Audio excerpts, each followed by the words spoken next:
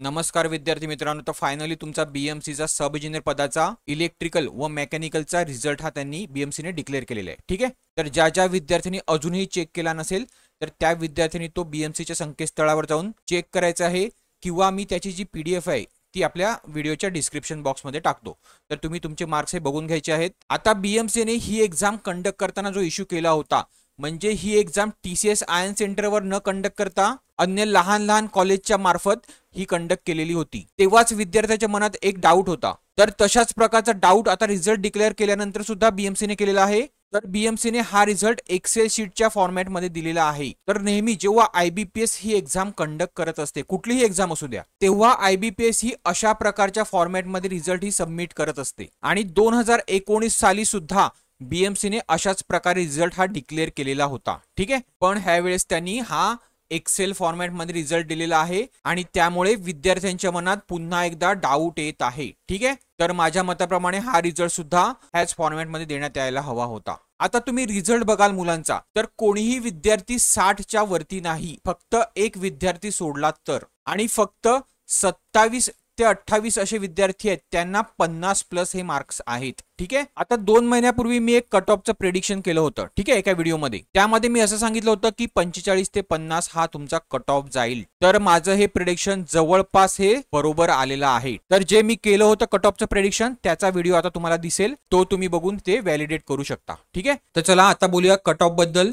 तर cut off बद्दल ज्या मुलांशी माझं डिस्कशन झालं आणि जो मुलांनी मला फीडबॅक दिला तो आणि तुमची पेपरची डिफिकल्टी लेवल ते बघता मला असं वाटतं की जो मागचा कट ऑफ होता तुमचा, त्यापेक्षा ह्या वेळेचा कट ऑफ हा थोडा कमी होईल. ठीक आहे, तर माझ्या मताने कट ऑफ हा तुमचा 45 ते 50 मार्क्स दरम्यान राहील. ठीक आहे, आता ज्या विद्यार्थ्यांनी 60 ते 65 क्वेश्चन्स अटेम्प्ट केले आहेत, त्या विद्यार्थ्यांनी होप सोडायच्या नाहीयेत. बाकी हे माझं फक्त मत आहे, जे की काही विद्यार्थ्यांच्या फीडबॅकवरनं होतं. तर ह्या प्रेडिक्शनवर काही विद्यार्थ्यांनी चुकीच्या भाषेत अपशब्द वापरून ह्या कमेंट केल्या होत्या. तर ह्या मुलांनी इथे कमेंट केली होती, अबे डॅश डॅश अभ्यास करसत का नाही, 45 to 50 कट ऑफ काय बोर्डाचे पेपर आहेत का. तर मला वाटतं त्याला त्याचं आता उत्तर भेटलेलं असेल, कारण मी मोस्टली कट ऑफचं प्रेडिक्शन हे कुठल्याही एक्झामचं करत नाही, फक्त विद्यार्थ्याच्या मागणीनुसार मी ते कट ऑफचं प्रेडिक्शन केलं होतं. काही विद्यार्थ्यांनी माझ्याकडे मागणी केली होती, सर कट ऑफचं तुम्ही प्रेडिक्शन करा, म्हणून मी ते कट ऑफचं प्रेडिक्शन केलं होतं, जे की जवळपास बरोबर आलं आहे. आता हे प्रेडिक्शन कदाचित चुकलं सुद्धा असतं, कारण मी जे प्रेडिक्शन करतो ते विद्यार्थ्यांच्या इनपुटनुसार असते. बरोबर आहे, मी स्वतःच्या मनाने कुठलंही प्रेडिक्शन करत नाही आणि मी तसा व्हिडिओ सुद्धा स्पेशली कट ऑफ साठी बनवत नाही. जो मी व्हिडिओ बनवला होता तो मागे जो पेपर झालेला आहे त्याच्या डिफिकल्टी लेवलवर बनवला होता. ठीक आहे, पण त्याच्यामध्ये मी हा सुद्धा काही विद्यार्थ्यांचा प्रश्न हा कव्हर केला होता, म्हणून मी ते प्रेडिक्ट केलं होतं. तर माझं तुम्हाला इतकंच सांगणं आहे, कुठलीही चुकीची लँग्वेज वापरू नका. जर तुम्ही माझ्या मताशी सहमत नसाल